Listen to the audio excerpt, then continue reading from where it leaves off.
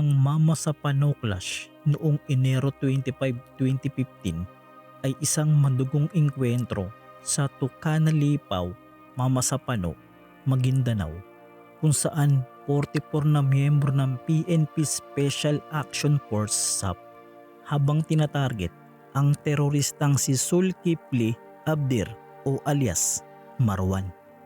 Ang operasyon ay tinawag na Oplan Exodus ay nagresulta ng pagkasawi ni Marwan, ngunit nagdulot ng malaking kontrobersiya sa koordinasyon ng PNP, AFP at pamahalaan. Sino nga ba si Zulkifli Abdir o kilala bilang Marwan? Isang Malaysian bomb expert at teroristang kabilang sa FBI o Most Wanted list. At siya rin ang leader ng grupong Kumpulan Mujahidin Malaysia. Mga pangyayari: 3 AM SAP Seaborne Unit 84 SAC nakapasok sa target area at nasawi si Marwan.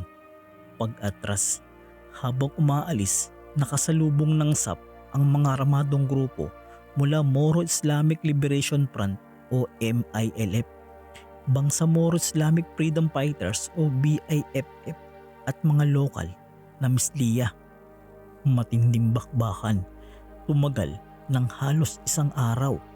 44 SAP commandos ang nasawi, kabilang ang halos buong 55 SAC, 35 killed at isang survivor.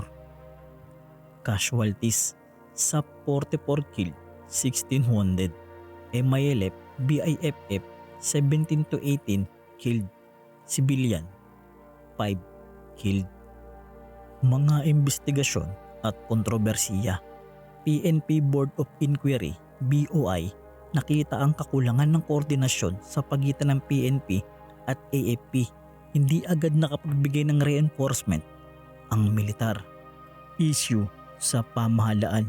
Inuugnay ang papel ni Pangulong Benigno Aquino III at suspended PNP Chief Purisima sa operasyon na nagdulot ng malawakang kritisismo.